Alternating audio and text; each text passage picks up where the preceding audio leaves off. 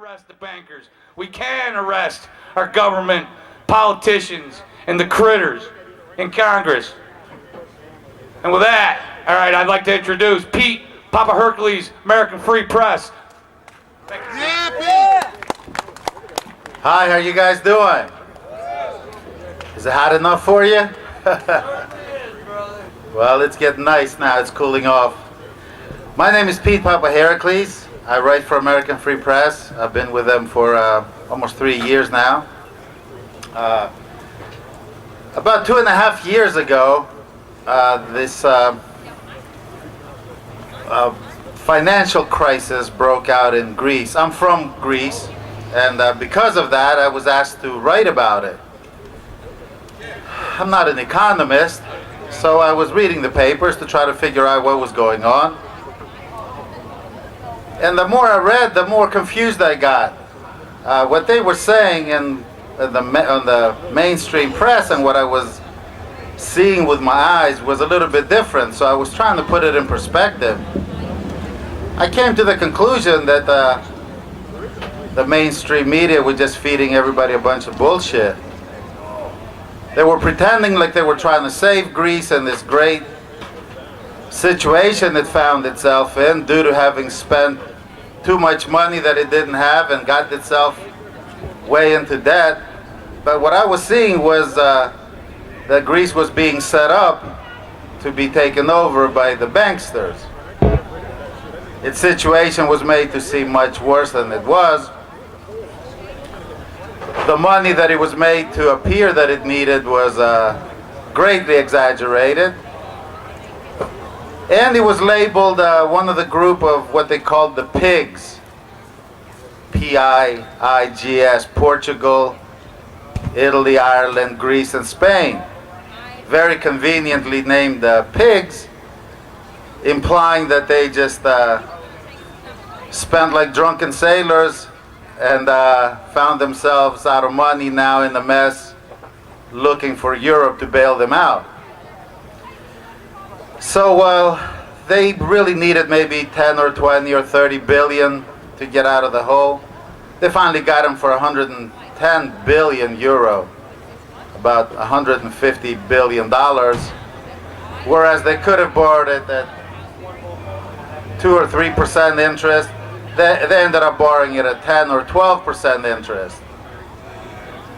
So when you do the math, in the long run, you see that when the compound interest is put on top of all these, they'll never get out of this. As a matter of fact, 2.5 years later, although they've really put austerity measures on them, and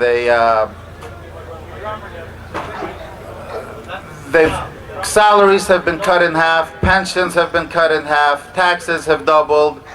They've made all these great sacrifices in order to get out of the hole that they were in, but really they're deeper in the hole. They owe about twice as much money as they did back then.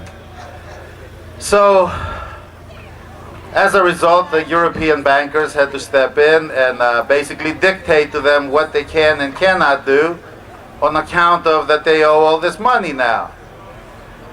So, they're in a big mess. They had elections recently. On May the 6th, they had the first elections. And it was a mess. The big parties, the two big parties that have been running Greece and drove it to the ground for the past 35 years, used to get about 75% of the vote between them. They only got about 25% of the vote this time, being that everybody was just totally disgusted with them. So they had elections again, and the media slandered a lot of the smaller parties that got high show, and the big parties got slightly more. They formed some coalition, and Europe got very worried because the way that they're playing this is that if Greece leaves the euro, then all hell is going to break loose. It probably is, but Greece is only really 2% of the European economy. So if it the 300 billion or so that it owes is not enough to really bankrupt all these big banks. But the problem is, what's really happening is that Greece is sort of enslaved by the bankers. So if Greece does manage to just default on the debt, which it should default on the debt, go back to its original currency, the drachma, and gain its independence. If it does that, the problem is that the other countries that the international bankers have under their clutches will also do the same. And that's really what's going to get the domino effect going on. And then being that finances are so interrelated now between European banks and American banks, and one buys the debt off the other and sells it to the other at different interest rates, and they got a whole big mess going on.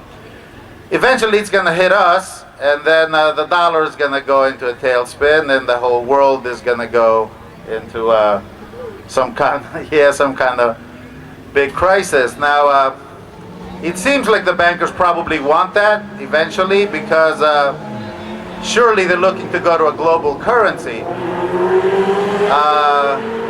The point is, when is it going to happen? So I'm sure it's the timing really that they're trying to work out, and perhaps right now is not the time. Maybe in 6 months it will be. I don't know. What I do know is that the whole thing is just the old smoke and mirrors, that all this money that they're allegedly lending, it doesn't really exist. And that's the part that's kind of hard to understand. But when they promised Greece 100 and some billion euros, and then 130 billion again a few months ago, no money was ever delivered to Greece. No train load of gold didn't show up there. Wells Fargo trucks with cash didn't show up there. As a matter of fact, 97% of all the money that's really being given by the bankers really goes to pay the debt from previous loans. Only 3% goes to any benefit of the people. So the whole thing is a big scam. So I'm not sure what will happen. There's one of the parties that got in there in the elections, a populist party, a nationalist party, that is really clamoring to get out of the euro and get out of the bankers' clutch. It's a party called the Golden Dawn. They got 7%. It doesn't sound like much, but most of the parties got under 10%. So they're right in the middle of things. The impressive thing with them is that they only got 1/3 of 1% the previous election. So their support grew 20-fold. So it's showing really that the people are really disgusted with all this, and they really want to get rid of the bankers and gain their independence back. The problem is the bankers also own the media, as they do everywhere. So they scare the people with how terrible it's going to be, and how everybody's going to suffer if they get out from the bankers' protection, and how all hell is going to break loose. Well, it couldn't be much worse than what's happening now, that's for sure. It might be slightly worse for a little while, but surely within a year or so, they'll probably be on their way up. A good example is Iceland. If anybody's been keeping up with what happened in Iceland, Iceland is an example for the whole world to follow. As a matter of fact, Iceland about a year and a half ago was in a similar position that Greece is now, but they managed to tell the bankers to put their money where the sun don't shine, and they said thanks but no thanks. They repudiated on the debt, and what happened is, what's really interesting is that only a year later, where everybody was saying that Iceland was just going to go, take them years and years to recover. Only 1 year later, their economy is growing by 2.6%. They've increased their productivity in tourism and I think fishing and shipbuilding. So their productivity has gone up, which ultimately is all that money is. That's all that money really should be. Everything else is smoke and mirrors. You got to get a country producing things, and then you can create money based on that production. But what they've done to us, the whole world really, is basically sabotage productivity so that we really don't have a basis in order to create that money.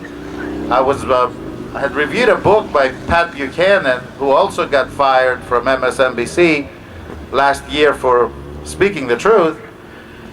And he had pointed us a statistic that I keep citing, which is in the last 10 years, 55,000 factories closed down in the United States. 55,000 factories. That's a staggering amount of people that basically have no work and things are just not produced. So it's the same thing that happened in Greece. It's the same thing that happens in all these countries that have been taken over by the bankers. Their real production gets sabotaged. They end up having to borrow money in order to pay for all these programs, welfare, unemployment benefits, all these type of things that they have to give to people who are not being productive because there really isn't much to do. And they get in debt to the bankers, and then the bankers own everything, pretty much. So Iceland is really a shining example of what they did, because also, not only is their economy improving very, very quickly, but justice is being brought back. And that's really the most important thing, because just last week, or this week really, I just wrote an article about this one guy, Jamie Dimon. He's the CEO of JP Morgan Chase. And he was indicted for having swindled at least $2 billion in these, what do they call them, interest rate swaps. They got all these abstract ways of investing money, which is really just betting on whether the interest rate on existing loans will go up or down or what, and then they sell those bets and buy insurance on them and then sell that insurance to other people. And it's this sophisticated gambling casino based basically on debt and compound interest and risk. So he was indicted for $2 billion. It turns out already that it was at least $9 billion, and most likely it'll be at least $30 billion by the time that it's done.